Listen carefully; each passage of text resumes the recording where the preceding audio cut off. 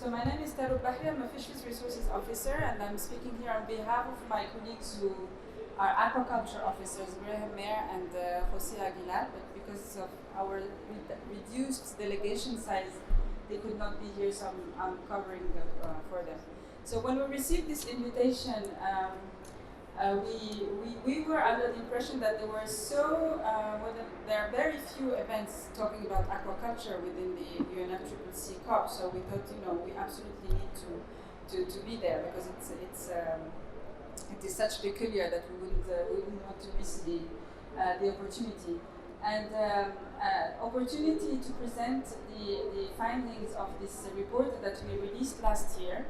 A technical paper that was released during the Committee on Fisheries last year in 2018.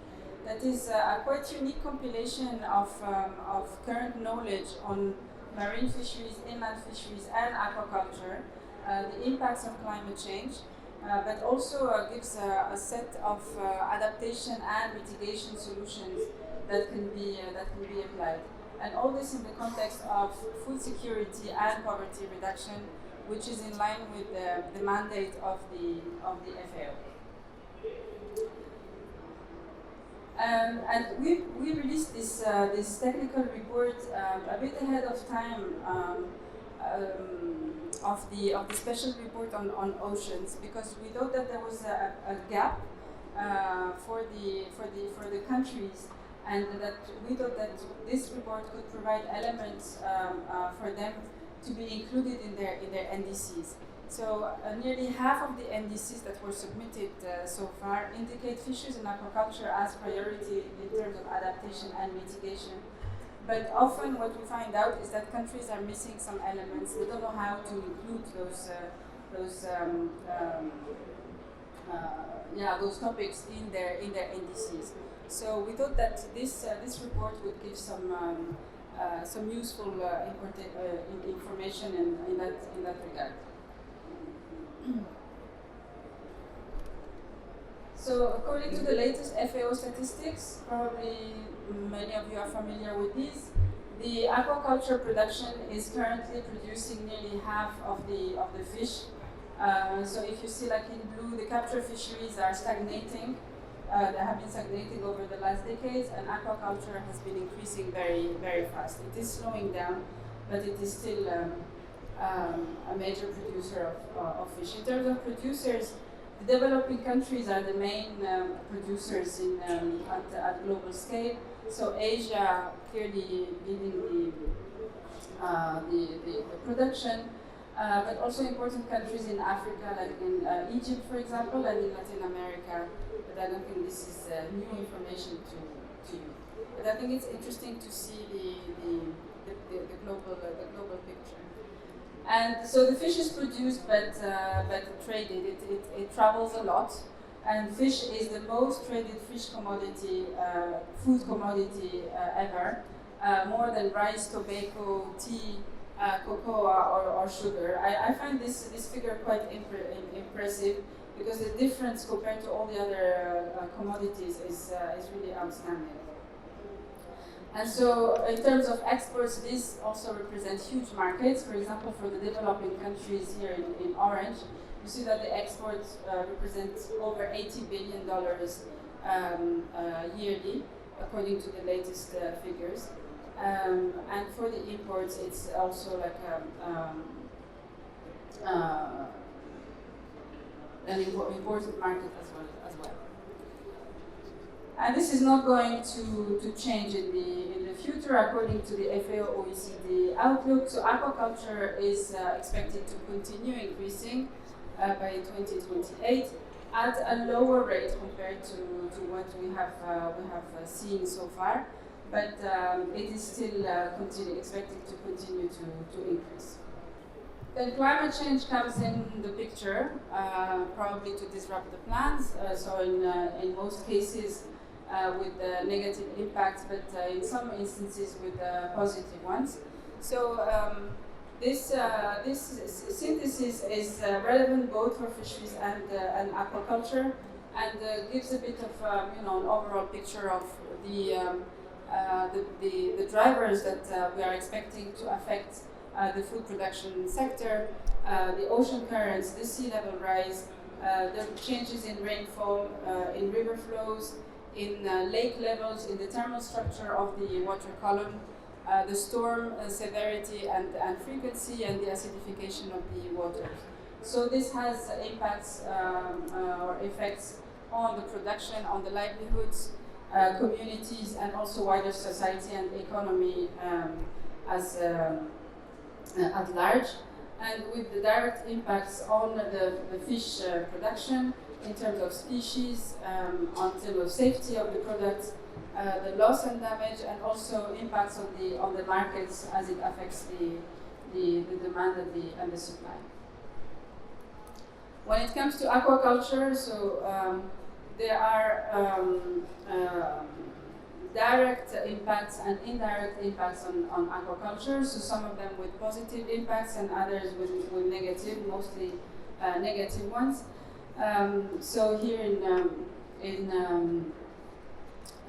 red, you see the ones that will have negative impacts, and for which I'm giving some short examples.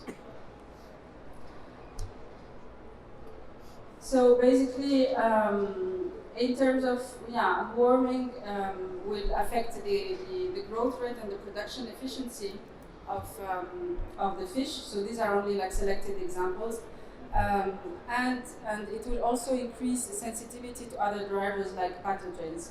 So in many cases, what we hear is that the fish is growing faster, and people can harvest earlier, but it has also some setbacks.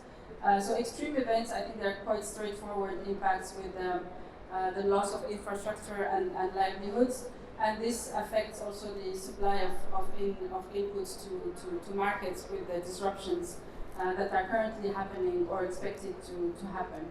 For the sea level rise, the intrusion of salty water that will affect the growth and the mortality and sensitivity of the fish. But in some instances, it can provide some opportunities for coastal aquaculture development. So adaptation examples are there are a set of things that can be done, such as adjusting the farm calendars when you have a change in the life cycle of the fish, shifting farms to more suitable places, and have some long-term planning that takes into account the expected impacts of climate change.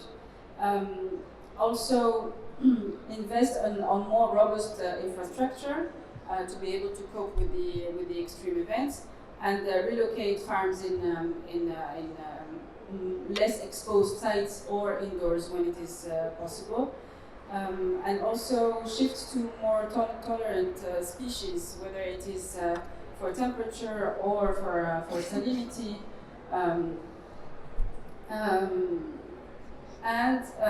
and mainstream spatial planning and ecosystem approach to aquaculture to have a kind of holistic planning or approach to aquaculture management. Then there are indirect effects, namely the impacts on agriculture and the impacts on fisheries. So for the agriculture, the adaptation measures on agriculture will have an impact on aquaculture, and for example, in terms of competition for land use or for water use. So what will be done in terms of adaptation agriculture will have, in some cases, impacts or consequences on aquaculture. And on the fisheries, this relates mainly to the production of fish meal.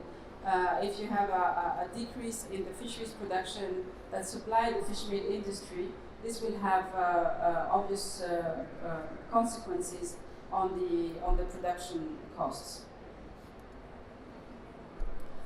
So in terms of vulnerability, so this can be found in the report.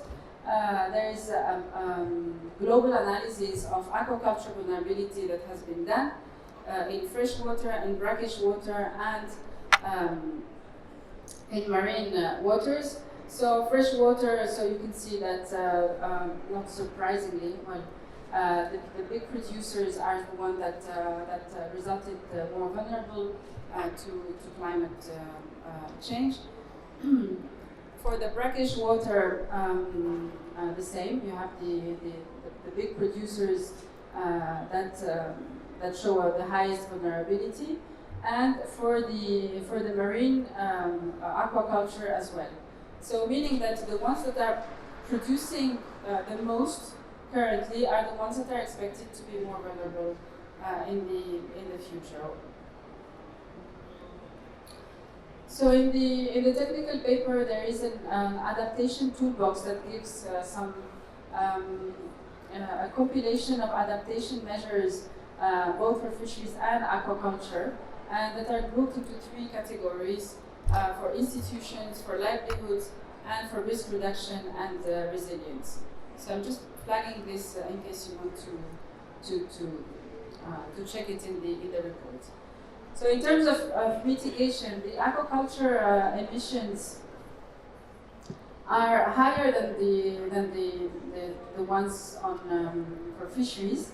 So the latest figure that we have dates back to 2010, and I put in the figure for 2012 for the fishing vessels to give an idea.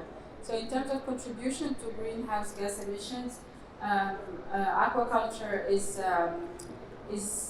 we can say is minor, is not very significant, and most of the emissions come from the feed production actually. So this is where there is the more room for reducing emissions.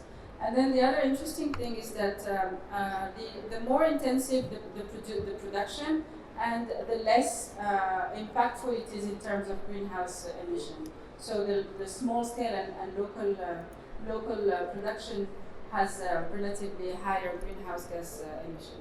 So in terms of mitigation measures, so it's mainly production from feed material, as I mentioned already, and probably relying on locally sourced ingredients. So I think that we can have a discussion on this later on, and also improve fish health to reduce mortality and then and therefore increase or reduce your greenhouse gas emission per farmed unit. So take-home messages from the report is that the effects of climate change are and will be real and should be factored into aquaculture planning and development. So it might sound very obvious in many contexts, but I just want to remind that FAO works primarily with the developing countries, and this is part of the awareness raising that we need to invest in. So countries considering aquaculture in their NDCs are mostly located in the developing countries, and especially in Africa, and this is where most support is required, and probably where the most room for development is. Unfavorable impacts predominate in developing countries, but adaptation is possible. And the vulnerability is mostly associated with governance, so from national to the farm level. And in many cases, I don't know whether this is very true in aquaculture, but for fisheries, for example, it's very interesting to see that the fishermen have already adapted to climate change in many cases, and it is the institutions, the ministries that are lagging behind, and the laws do not follow, the policies are not updated, whereas the people who rely on the resources, they have already adapted. They can teach us a lot. And the high-risk countries that came up in the report are Vietnam, Bangladesh, Laos, and China for the freshwater, Vietnam, Ecuador, Egypt, and Thailand for the brackish, and Norway and Chile for the marine aquaculture. So I think this is also an important, interesting element. So this I just wanted to flag this report. I have some QR cards here if you like. And there is also a summary. This is a massive report, like of 630 pages. So I encourage you to have the electronic version, and there is also a summary version for people who don't have time to read. I just want to finish with this slide to inform about this forthcoming conference on aquaculture that will be held in October 2020, co-organized by FAO.